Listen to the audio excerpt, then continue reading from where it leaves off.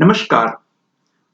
आज के इस सत्र में विनोबा भावे विश्वविद्यालय अथवा विनोद बिहारी महतो कोयलांचल विश्वविद्यालय के बीएड पाठ्यक्रम के द्वितीय सेमेस्टर का एक पेपर असेसमेंट फॉर लर्निंग की हम लोग विवेचना करते हैं। इस पेपर को समझने का प्रयास करते हैं कि इस पेपर में क्या पढ़ना है और इसके बारे में अन्य जानकारियां।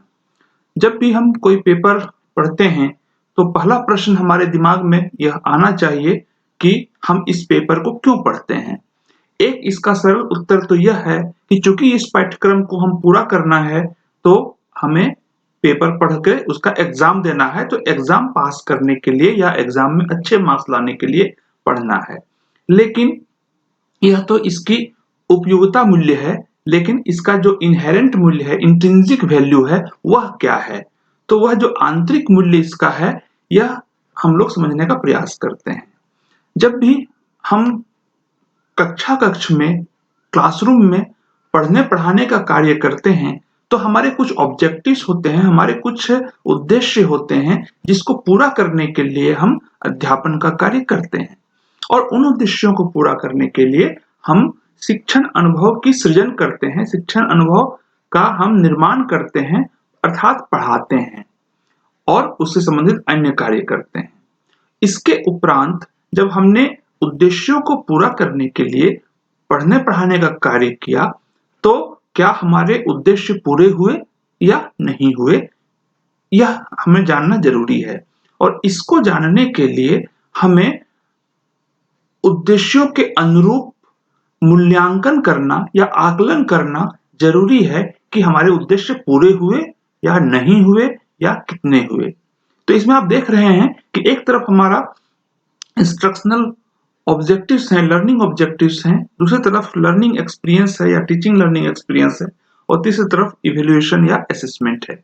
तो जैसा कि यहाँ पर इंस्ट्रक्शनल ऑब्जेक्टिव्स जो का निर्माण किया गया उसके अनुरूप लर्निंग टीचिंग एक्सपीरियंस का निर्माण किया गया और लर्निंग एक्सपीरियंस जो बच्चों को दिया गया उसका हम मूल्यांकन करते हैं। मूल्यांकन के उपरांत हम यह देखते हैं या असेसमेंट के उपरांत हम फिर यह देखते हैं कि हमारी लर्निंग एक्सपीरियंसेस सही थे या नहीं थे, अर्थात अध्ययन अध्यापन का कार्य सही था या नहीं था। और इसके लिए हम अगर कुछ त्रुटि है तो पुनः अध्ययन अध्यापन का कार्य करते हैं। और दूसरी तरफ उसी मूल्यांकन के आधार पर हम अपने लर्निंग ऑब्जेक्टिव्स को भी रीएडजस्ट करते हैं, पुनर्समायोजन करते हैं कि हमारे ऑब्जेक्टिव्स ठीक थे, नहीं थे, कुछ परिवर्तन करने हैं और उसमें कुछ जोड़ने हैं या क्या करने हैं। तो इस प्रकार से यह प्रक्रिया चलती है। तो असेसमेंट फॉर लर्निंग का क्या मतलब हुआ कि जो लर्निंग ऑब्जेक्टिव्स थे उसको हमें एसेस करना है, पूरा हुआ, नहीं हुआ, अधूरा हुआ, कितना हुआ, और उसके अनुरूप फिर आगे हमें कार्य करने हैं, चाहे हमें दोबारा टीचिंग लर्निंग कराना पड़े या हमें रीएडजस्टमेंट करना पड़े अपने ऑब्जेक्टिव्स में।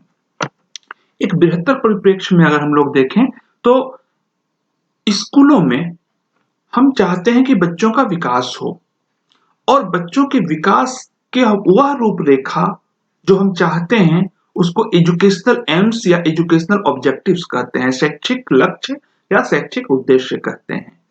और उन शैक्षिक लक्ष्यों को प्राप्त करने के लिए हम पाठ्यक्रम का निर्माण करते हैं और पाठ्यक्रम के साथ साथ हम उनको शिक्षण अनुभव प्रदान करते हैं।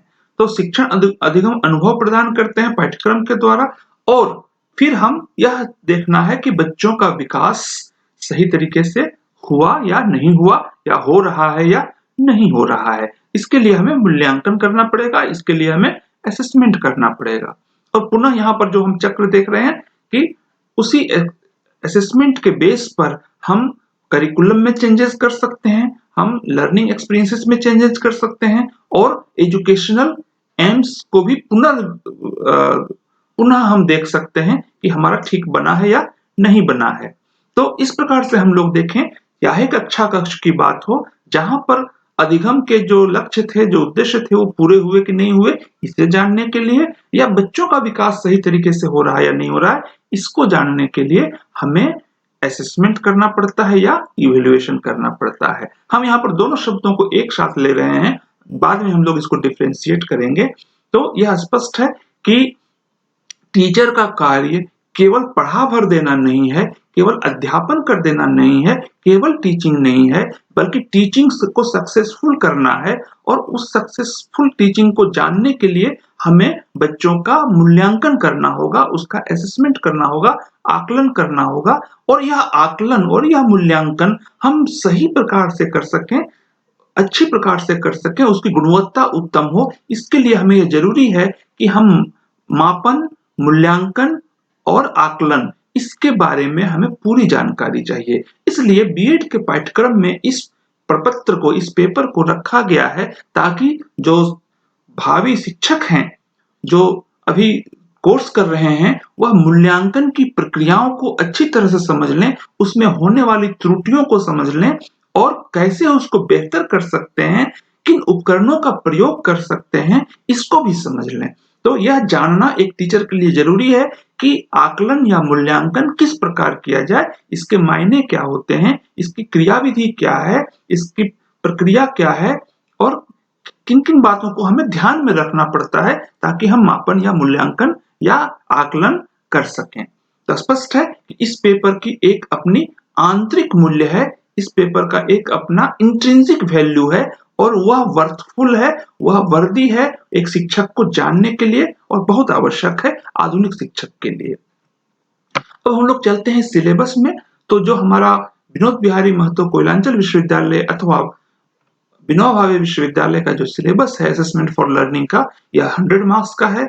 इस 100 मार्क्स में जो कॉन्टेक्ट आवर्स हैं पर वीक 6 है, अर्थात 6 घंटे प्रत्येक सप्ताह एक जो छात्र हैं उनको पढ़ना चाहिए या कॉलेज के द्वारा पढ़ाया जाना चाहिए।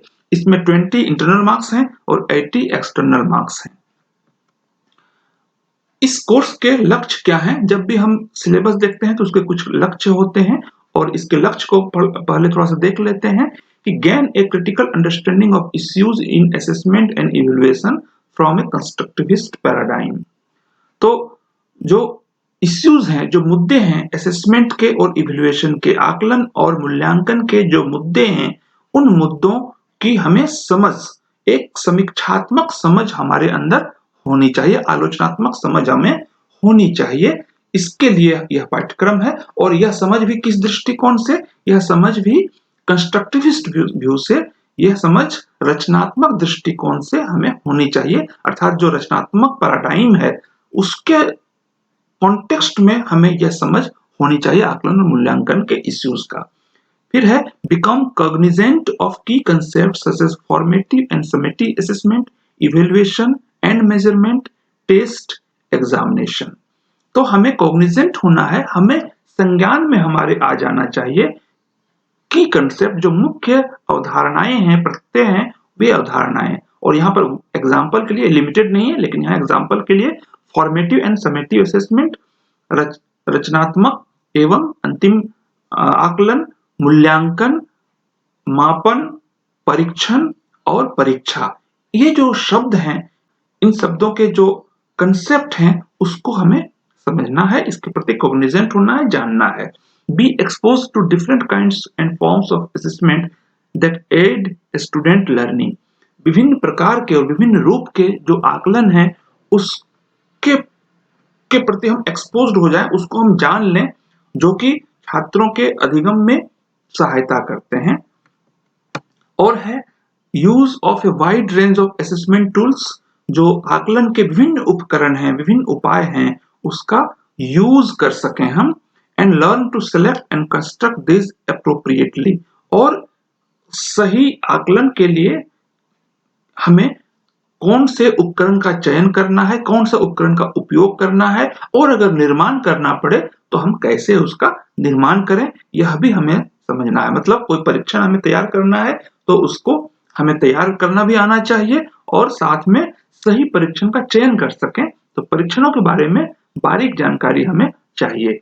Evolve realistic, comprehensive and dynamic assessment procedures that are able to keep the whole student in view। छात्र के संपूर्ण व्यक्तित्व को ध्यान में रख करके, उसके सर्वांगीण पहलुओं को ध्यान में रख करके हमें आकलन की प्रक्रियाओं जो कि रियलिस्टिक हो, वास्तविकता पर आधारित हो, विस्तृत हो, कॉम्प्रिहेंसिव हो और गत्यात्मक डायनेमिक हो। ऐसे असेसमेंट प्रोसीजर्स, ऐसे आकलन की जो क्रियाविधि या कार्यविधि है, उसको हमें विकास कर सकें, यह हमें ध्यान रखना है। और यह किस लिए? ताकि संपूर्ण बच्चे, जो बालक है, जो होल पर्सन है, उसका हम आकलन कर सकें। तो इन उद्देश्यों के लिए यह पाठ्यक्रम बनाया गया है, जैसा कि सिलेबस कहता है। अब हम लोग देखें कि यह, तो हम लोगों ने देखा कि क्या, क्यों पढ़ना है, असेसमेंट फॉर लर्निंग क्यों पढ़ाया जाना चाहिए और पढ़ा जाना चाहिए। अब हम लोग देखें कि इसके अंतर्गत पढ़ना क्या क्या है। पहला यूनिट है इवैल्यूएशन, असेसमेंट एंड मेजरमेंट, मूल्यांकन, आकलन एवं मापन। इसके अंतर्गत हम लोग को पढ़ना है fundamental assumption underline the concept of evaluation, assessment and measurement. मूल्यांकन, आकलन और मापन के ये जो अवधारणाएं हैं, ये जो प्रक्रियाएं हैं, यह किन मान्यताओं पर आधारित है? कौन सी मान्यताएं जिसके आधार पर ये सब चीजें होती हैं? तो वह पूर्व मान्यताएं हम लोगों को पढ़ना है, जो मौलिक है, फंडामेंटल है, आधारभूत है। ऐसी मान्यताओं को हम लोग को जानना है। और सिमिलरिटीज एंड डिफरेंसेस, मतलब कि आकलन, मूल्यांकन और मापन के बीच में क्या संबंध है, इसके बीच में क्या समानताएं हैं और डिफरेंसेस क्या हैं, अंतर क्या है, इसे हमें पढ़ना है। फिर है टाइप्स ऑफ स्केल, स्केल के प्रकार, मापनी के प्रकार, nominal, ordinal, interval and ratio scale. ये 4 स्केल हैं, nominal, ordinal, interval and ratio scale. Types of scale का मतलब होता है कि जब हम कहीं पर कुछ मापन करते हैं तो हम अंक प्रदान करते हैं, हम एक परीक्षा लेते हैं, बच्चे को 30, 40, 50, 60, 70 मार्क्स देते हैं। वह जो अंक है, वह अंक क्या द्योतित करता है? वह जो अंक है, वह किस चीज का द्योतक है? उसके क्या मायने हैं? जैसे कि किसी बच्चे ने 40 मार्क्स लाया, दूसरे बच्चे ने 80 मार्क्स लाया, तो क्या दूसरा बच्चा पहले बच्चे की तुलना में 2 गुना उपलब्धि प्राप्त कर रहा है? या किसी बच्चे ने 0 मार्क्स पाया, 0 अंक लाया, तो क्या हम यह मान लें कि जिस परीक्षण में उसने 0 अंक लाया, उसमें उसकी कोई योग्यता नहीं है? ऐसे प्रश्नों को हम यहाँ पर डील करते हैं टाइप्स ऑफ स्केल में। फिर है कैरेक्टरिस्टिक्स ऑफ मेजरिंग इंस्ट्रूमेंट्स, जो मापन करने वाले उपकरण हैं, उनकी क्या विशेषताएं होती हैं, या अच्छे उपकरण की क्या विशेषताएं होती हैं। Concept of reliability and validity, जो विश्वसनीयता है और वैधता है, इसकी क्या अवधारणा है। And their procedure of estimation, उसका जो हम एस्टिमेट करते हैं, उसको जो हम निर्धारित करते हैं, उसकी क्या प्रक्रियाएं हैं। मतलब रिलायबिलिटी एस्टेब्लिश करने के लिए या वैलिडिटी एस्टेब्लिश करने के लिए क्या प्रक्रियाएं हैं या क्या क्रियाविधि है, यह जानना है। यूनिट 2 है measurement procedures in respect of cognitive and non cognitive test. यहाँ पर जो मापन की क्रियाविधि या कार्यविधि है, उसको समझना है। और किस रिस्पेक्ट में? तो संज्ञानात्मक एवं असंज्ञानात्मक परीक्षणों के संदर्भ में। इसके अंतर्गत एबिलिटी टेस्टिंग प्रोसीजर्स है, जो योग्यता का परीक्षण है, उसकी प्रक्रिया को समझना है। और डिसेबिलिटी टेस्टिंग प्रोसीजर्स, निर्योग्यता के भी हमें परीक्षण को, प्रक्रिया को जानना है। Use of cognitive and non cognitive test, जो संज्ञानात्मक एवं गैर संज्ञानात्मक परीक्षण है, इसके क्या उपयोग हैं, यह जानना है। Norm reference and criterion reference test, जो परीक्षण होते हैं वह 2 प्रकार के इस मायने में, यहाँ पर इस कॉन्टेक्स्ट में होते हैं, और वह है norm reference and criterion reference. तो ये क्या अवधारणाएं हैं? Concept of norm reference and criterion reference testing, इन दोनों की अवधारणाएं क्या हैं और इन दोनों के बीच में डिफरेंस क्या है, और हम इन दोनों ही जो टेस्ट प्रकार के टेस्ट हैं, इसका डेवलपमेंट कैसे करें, इसका विकास कैसे करें, इसका निर्माण कैसे करें, इसके बारे में हम लोग को अध्ययन करना होगा। अर्थात टेस्ट का निर्माण कैसे करना है, इसको हम लोगों को यहाँ पर समझना होगा। Assessing the difficulty and discriminating indices of test items, जो टेस्ट आइटम्स हैं, जो प्रश्न हैं, जो पद हैं, उन प्रश्नों की डिफिकल्टी लेवल क्या है, उसकी कठिनाई स्तर क्या है, और डिस्क्रिमिनेटिंग इंडिसेस क्या है, उसके डिस्क्रिमिनेट करने की क्षमता क्या है। अर्थात जो प्रश्न है वह कितना सरल या कठिन है, इसको हम लोगों को समझना या जानना है, इसको कैसे निकाला जाता है, और वह क्या अच्छे बच्चे और पुअर बच्चे, अर्थात जिसमें ज्यादा योग्यता है वैसे बच्चे और जिनमें योग्यता कम है वैसे बच्चे के बीच में डिस्क्रिमिनेट कर पाता है, विभेद कर पाता है कौन? वह प्रश्न जो हमने बनाया है। तो इसको हम लोग को सीखना है। An estimation of reliability and validity for norm reference and criterion reference testing. फिर से यहाँ पर है जो फर्स्ट यूनिट में था कि रिलायबिलिटी और वैलिडिटी, विश्वसनीयता और वैधता का हमें स्थापना करना है, उसको स्टेब्लिश करना है। और उस यहाँ पर दो रेफरेंस है, नॉन रेफरेंस और क्राइटेरियन रेफरेंस टेस्टिंग के संदर्भ में। यूनिट 3 चलते हैं, इवेल्युएशन कंसेप्ट एंड अप्रोचेस, मतलब मूल्यांकन की क्या अवधारणा है और इसके उपागम क्या क्या हैं।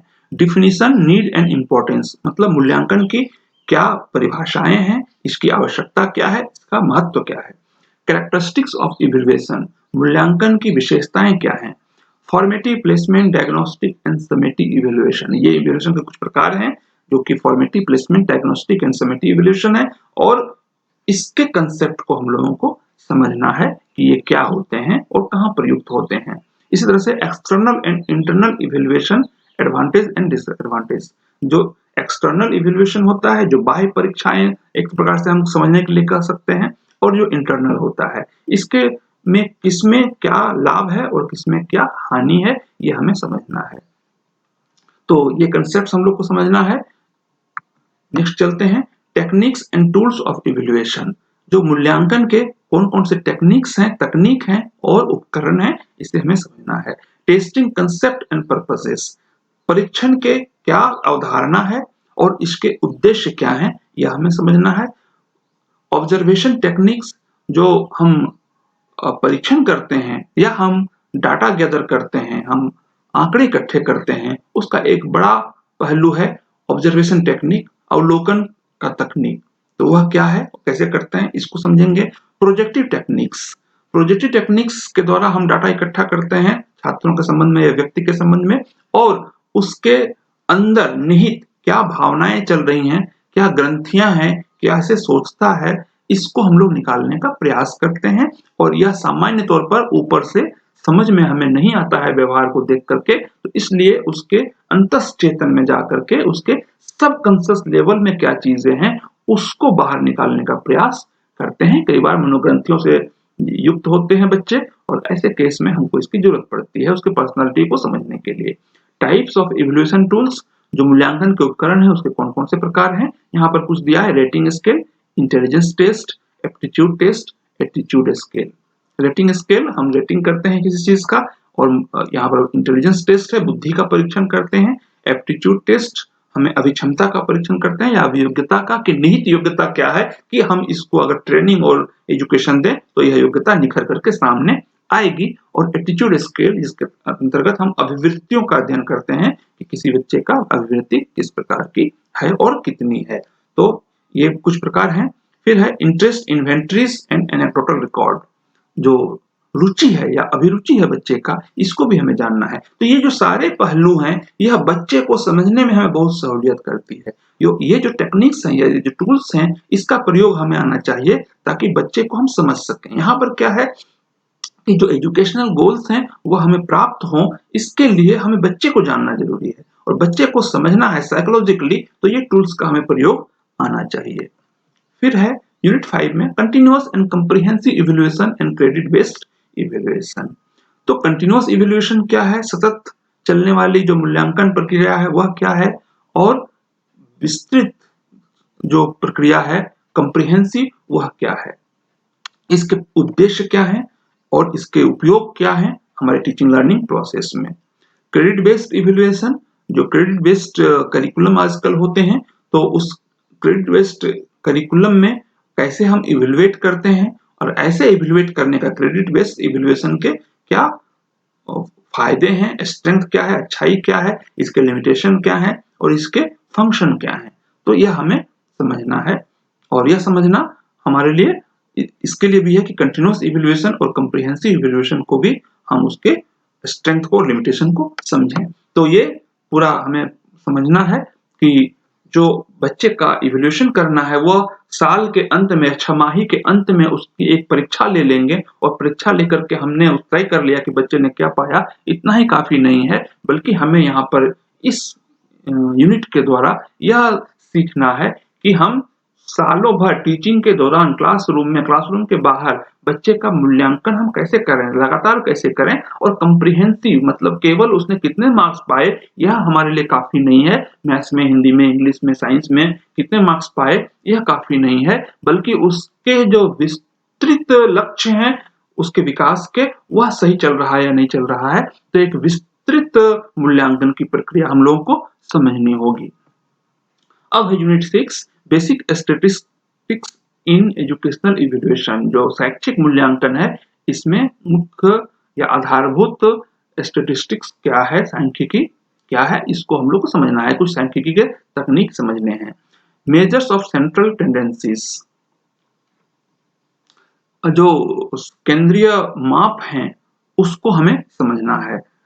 और इसके अंतर्गत मीन, मीडियन और मोड, ये 3 चीजें हमें समझनी है। माध्य, माध्यिका और बहुलक, इसके कंसेप्ट क्या है, इसका उपयोग क्या है और इसके डिसएडवांटेजेस क्या हैं। तो हमें इसके कंसेप्ट को समझना है, इसके कैलकुलेशन को समझना है, इसका उपयोग कहाँ होता है यह समझना है, और इसके क्या कमियां हैं उसको भी समझना है। फिर है मेजर्स ऑफ डिस्पर्सन, जो आंकड़ों में बिखराव है, जो प्रसार है, उसको हमें समझना है। और इसके अंतर्गत range, quartile deviation and standard deviation को हमें समझना है। तो क्या रेंज है और क्वार्टाइल डेविएशन चतुर्थक विचलन क्या है, और स्टैंडर्ड डेविएशन मानक विचलन क्या है, इसके कंसेप्ट और यूजेस हमें समझने हैं, और इसको कैसे कैलकुलेट करते हैं यह भी हमें समझने हैं। नॉर्मल प्रोबेबिलिटी कर्व, एनपीसी, इसके meaning, application and educational purposes.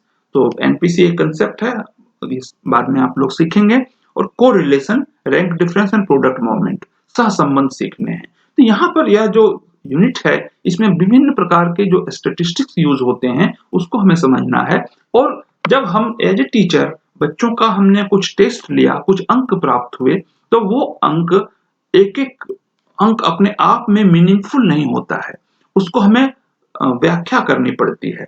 तो बच्चे को समझना है या बच्चों को समझना है एज ए होल क्लासरूम को, तो हमें इन आंकड़ों में स्टैटिस्टिक्स लगाना होगा, और उस स्टैटिस्टिक्स के द्वारा हम समझ सकते हैं कि क्या है। जैसे हम लोग एक सिंपल सी बात करें कि पिछले क्लास में कुछ मार्क्स आए थे बच्चों के, और इस क्लास में कुछ मार्क्स आए।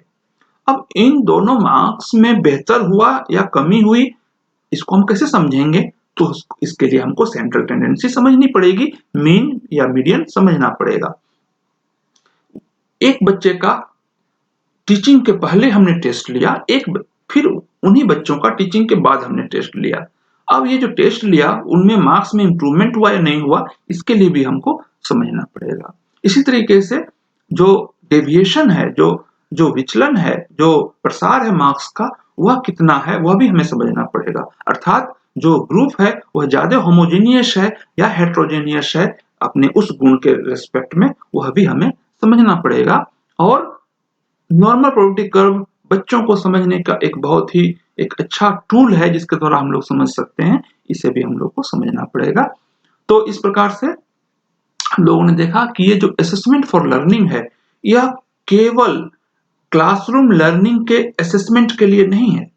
क्लासरूम लर्निंग के असेसमेंट के लिए तो है ही है, कंस्ट्रक्टिविस्ट पैराडाइम के रेफरेंस में ये चीज समझना है यह भी है, लेकिन इसके साथ साथ बच्चों के विकास का भी हमें सही मापन करना है, और उनके विकास में आने वाले जो फैक्टर्स हैं उसका भी मूल्यांकन करना है, उसका भी हमें आंकड़े लेने हैं, उसके भी प्रदत्त लेने हैं, डाटा लेने हैं, उसके जो इंटरेस्ट है या नहीं है, एटीट्यूड सही है या नहीं है, उसके इंटेलिजेंस है या नहीं है, बच्चा क्रिएटिव है कि नहीं है, उसके इमोशनल एस्पेक्ट में वह क्या है, उसका एडजस्टमेंट ठीक चल रहा है या नहीं चल रहा है, इन सब का हमें आंकड़ा चाहिए, इन सब का हमें ब्यौरा चाहिए अगर हम साइंटिफिक वे में बच्चों को डील करना चाहते हैं।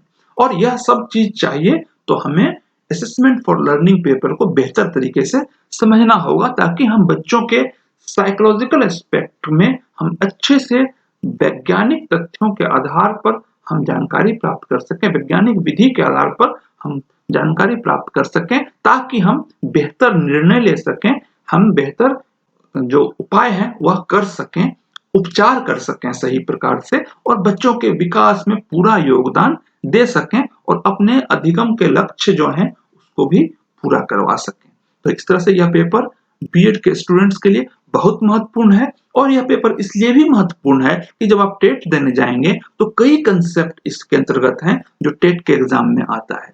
तो बीएड पास करने के लिए भी जरूरी है, टेट के लिए भी जरूरी है और एक अच्छा टीचर बनने के लिए भी यह पेपर बहुत ही उपयोगी और जरूरी है। इस पेपर को आप लोग ध्यान से देखिए, समझिए। यह टू द पॉइंट वाला पेपर है, यह बात बनाने वाला पेपर नहीं है। इसमें आपको फैक्चुअली एक एक चीज को समझना है और उसको इन डेप्थ समझना है और उसका उपयोग करना सीखना है। तो आज के लिए इतना ही। धन्यवाद, नमस्कार।